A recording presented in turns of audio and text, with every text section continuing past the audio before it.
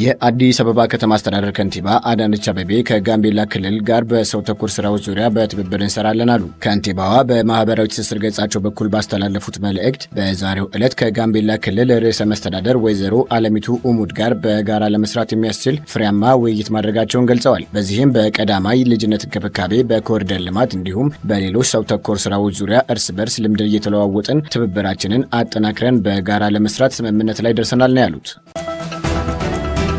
የኢትዮጵያ ብሔራዊ ባንክ አስመጪዎችና ላኪዎች የብሔራዊ ባንክ የሂሳብ ቁጥርን በኢትዮጵያ ጉምሩክ ኮሚሽን የአንድ መስኮት አገልግሎት በኩል እንዲያገኙ ፈቃድ ሰጠ። ባንኩ ከኢትዮጵያ ጉምሩክ ኮሚሽን ጋር በመተባበር አዲስ ፍቃድ ላወጡ አስመጪዎችና ላኪዎች የብሔራዊ ባንክ የሂሳብ ቁጥር አሰጣጠን የሚያቀል አዲስ የዲጂታል አገልግሎት አስተዋውቋል። አገልግሎቱ የባንኩ የሂሳብ ቁጥሮች ከጉምሩክ ኮሚሽን አንድ መስኮት አገልግሎት በኩል ያለምንም ውጣ ውረድ እንዲሰጥ በማስቻል አስተዳደራዊ ሂደቶችን የሚቀንስና ፈጣን የንግድ አሰራርን የሚደግፍ መሆኑ ተመላክቷል።